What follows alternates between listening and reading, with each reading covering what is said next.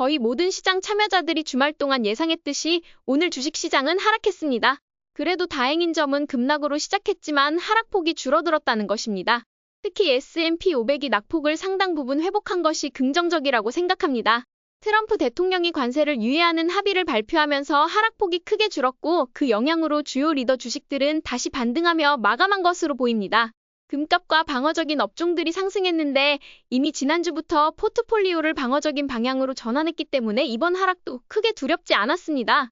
장기채 금리는 오늘 상승할 것으로 예상됐지만 관세 유예 소식이 전해지면서 결국 하락하며 마감했습니다. 여전히 4.5% 수준을 유지하고 있는데요. 일론 머스크가 이끄는 도지가 점진적인 계획을 발표하고 있는 것으로 보이는데 이러한 성과가 과연 장기적으로 장기채 금리를 낮추는 역할을 할 수 있을지 기대됩니다. S&P 500은 오늘 큰 하락세를 보이면서 6,000포인트를 붕괴했지만 50일 이동평균선을 지지하고 마감했습니다.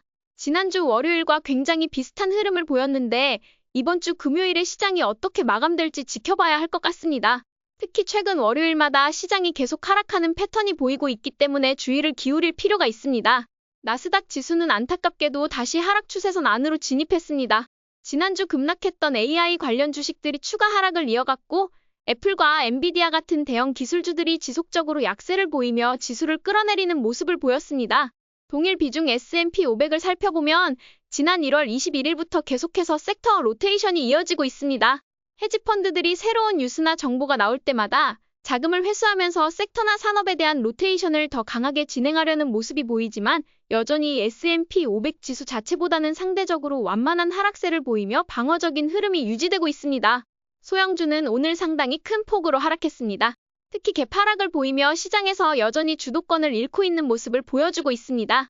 공포 탐욕 지수를 살펴보면 오늘 다시 한번 공포 사이클이 시작되었습니다.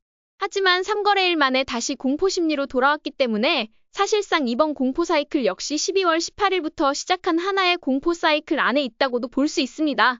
현재 변동성이 얼마나 심한지 계속 확인할 수 있는 상황인데요. 그렇기 때문에 레버리지를 활용해 트레이딩하는 분들은 짧은 주기로 수익을 확정하고 빠르게 대응하는 것이 중요해 보입니다. 2월 3일 기준으로 시장은 여전히 큰 변동성을 보여주면서 횡보를 보이고 있습니다. 12월 18일 이후로 지속된 횡보장이 이어지고 있으며 S&P 500이 현재 시장에서 가장 안정적인 모습을 보이고 있습니다. 따라서 지금은 급격한 매수나 특정 섹터에 집중적으로 투자하는 것은 피하는 것이 좋습니다. 주식 비중을 60에서 80% 수준으로 유지하면서 기회를 탐색하고 매수 타이밍 역시 철저히 확률적으로 유리한 시점을 선택해 진행하는 것이 중요해 보입니다. 오늘 금 가격은 또 한 번 상승하며 강한 모멘텀을 이어가고 있습니다. 금의 상승 모멘텀은 보통 2달에서 3달 정도 지속되는 경향이 있기 때문에 지금은 그 흐름을 계속 유지하면서 즐겨야 할 시기라고 생각합니다. 금값이 오르니 우리 금광 관련 주식들도 계속해서 상승하고 있습니다. 오늘도 2에서 3%씩 오르며 제 포트폴리오를 든든하게 지지해주고 있는 모습입니다. 비트코인은 오늘 장 시작 전부터 급락했다가 다시 한번 되돌리려는 움직임을 보였습니다. 현재 지지선과 저항선 사이에서 움직이고 있는 만큼 이 범위 안에서 특별한 액션을 취하기보다는 그냥 기다리는 것이 답일 것 같습니다. 언제나 그렇듯 강한 주식들은 계속 상승하고 약한 주식들은 하락을 이어가고 있습니다. 엔비디아, 애플, 테슬라는 최근 단기 모멘텀이 좋지 않아 하락세를 이어가고 있는 반면 메타와 넷플릭스는 여전히 상승세를 유지하고 있습니다. 아마존은 오늘도 관세 이슈의 영향을 거의 받지 않는 모습을 보이며 안정적인 흐름을 이어가고 있습니다. 이번 주에 실적 발표라는 리스크가 있지만 작년 9월부터 좋은 흐름을 보여주고 있기 때문에 실적까지 보유의 관점으로 바라보는 것이 좋다고 생각합니다. 넷플릭스는 정말 잘 버티고 있습니다. 조금 더 힘을 내서 추가 상승해주면 좋겠지만 현재 매크로 이벤트에 거의 영향을 받지 않고 있는 점이 상당히 긍정적으로 보입니다. 메타는 오늘도 1.2% 상승하며 실적 발표 이후 리스크에서 벗어났습니다. 당분간은 상승세를 이어갈 가능성이 높아 보이며 이제는 이 흐름을 즐겨야 할 시기라고 생각합니다. 구글은 오늘 하락할까 싶었지만 200달러를 유지하면서 돌파 흐름을 이어나가고 있습니다. 하지만 내일 실적 발표가 예정되어 있어 리스크가 존재하므로 실적 결과에 따라 판단하는 것이 좋을 것 같습니다. 테슬라는 오늘 단기 보유 물량을 정리했습니다. 물론 다시 반등할 수도 있지만 손절 라인을 벗어났기 때문에 원칙대로 손절을 진행했습니다. 다만 장기 및 중기 포지션은 여전히 보유 중이며 12월 말 형성된 373달러 지지선이 유지될 수 있는지를 지켜보는 것이 중요합니다. 현재 단기 모멘텀이 상실된 상태지만 내일 다시 한번 급등이 나온다면 언제든지 매수를 할 준비가 되어 있습니다. 브로드컴은 이제 드디어 반도체 리더의 자리를 완벽하게 탈환한 것으로 보입니다. 1월 27일 AI 하드웨어 주식들이 붕괴되는 와중에도 홀로 50일 이동평균선을 유지하며 돌파 매수 시그널까지 다시 형성한 후 현재도 해당 가격대를 지키고 있습니다. 애플은 오늘 또 다시 숏 시그널이 나왔습니다. 이미 성장주로 보기 어려운 상태이기 때문에 큰 기대는 없지만 지수 방어 역할을 해줘야 한다는 점에서 다소 아쉬운 부분이 있습니다. 마이크로소프트는 내일 구글과 아마존의 실적 발표에 따라 추가 하락할 가능성이 있으므로 최근 진입하신 분들은 하락 리스크에 주의해야 할 것 같습니다.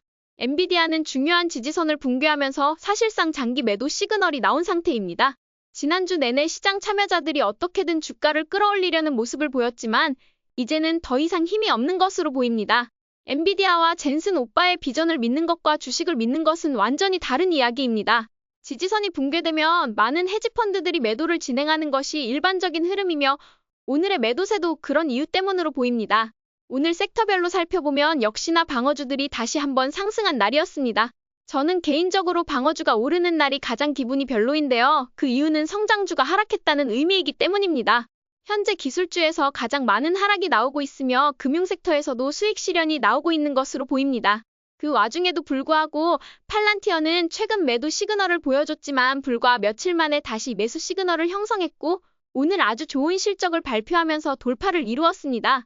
역시 가는 주식이 더 간다는 말이 딱 들어맞는 순간입니다. 특히 팔란티어는 AI 하드웨어, 딥시크, 관세 이슈 등 현재 시장에서 불거지고 있는 매크로 이벤트와 전혀 연관성이 보이지 않으면서 주식의 상승을 보여주고 있기 때문에 현재의 거시경제 흐름에서 가장 자유로운 주식 중 하나가 아닐까 생각합니다. 레딧 역시 9월 이후 단 한 번도 50일 이동평균선을 붕괴한 적이 없죠. 레딧에서 엄청난 자연어 데이터가 생성되고 있는 만큼 앞으로 실적이 더욱 좋아질 가능성이 큽니다. 진정한 리더 주식이란 사놓고 아무것도 할 필요 없는 주식이라고 하죠. 현재 상승 추세가 지속되고 있는 한 매도할 이유가 전혀 없어 보입니다. 오늘도 또다시 매크로 이벤트가 등장하면서 많은 투자자들의 마음을 흔들었을 거라고 생각합니다. 시장은 끊임없이 변동성을 보이며 우리를 테스트하지만 지금 같은 장에서는 포트폴리오를 다각화하는 것이 가장 중요합니다. 한 섹터에 몰빵하면 해당 섹터가 급락할 때 내 자산도 함께 20%씩 사라질 수 있습니다. 최근 매크로 이벤트가 너무 많지만 이러한 시장 속에서도 살아남은 주식들이 있습니다. 그리고 이 주식들이 올해의 리더가 될 가능성이 크다고 생각합니다. 지난 한 달간의 매크로 이벤트 동안에도 살아남은 주식들을 분석해서 공유해드리도록 하겠습니다. 오늘도 저희 전략이 재미있으셨다면 좋아요와 구독 버튼 눌러주세요. 지금까지 방구석 헤지펀드 매니저 라일라였습니다.